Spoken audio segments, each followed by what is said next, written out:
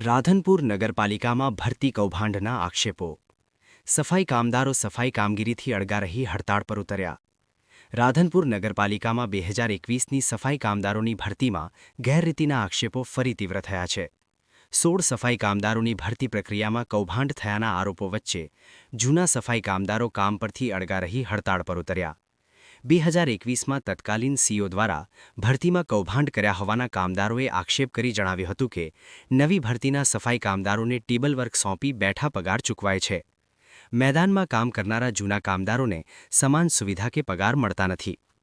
નવી ભરતીના સફાઈ કામદારો પાસેથી પણ સફાઈનું મેદાન કાર્ય લેવાય તેવી મુખ્ય માંગ. હડતાળથી નગરપાલિકાની રોજિંદી કામગીરી પર અસર શરૂ.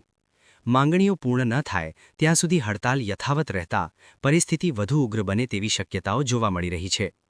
રાધનપુર નગરપાલિકાના આ વિવાદે સ્થાનિક વહીવટની કામગીરી પર ગંભીર પ્રશ્નો ઊભા કર્યા છે. રમેશભાઈ મફાભાઈ રાધનપુરી છે. રાધનપુર નગરપાલિકા મ્યુનિસિપાલિટીમાં હું છેલ્લા 35 વર્ષથી મુકદ્દમની ફરજમાં થઈ છું. આ રાધનપુર નગરપાલિકામાં 2021ની અંદર 16 રોસ્ટર પ્રથા ભરતીમાં નવી સફાઈ ભરતી કરેલ છે. સફાઈ કામદારની ભરતીમાં પણ સફાઈ કામ કરતા નથી.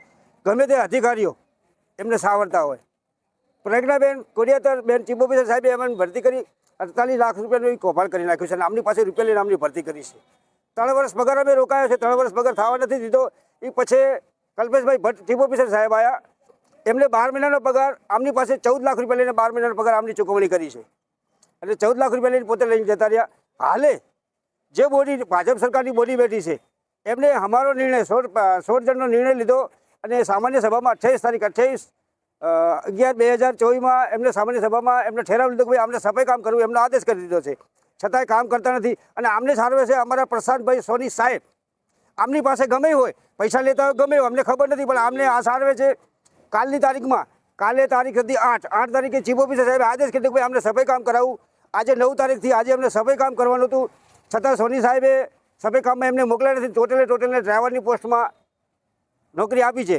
અમારું એ કહેવું છે રાધનપુરની નગરપાલિકાને અને જનતાને કે સાહેબ અમારે રાધનપુરને સ્વસ્થ રાખવું છે.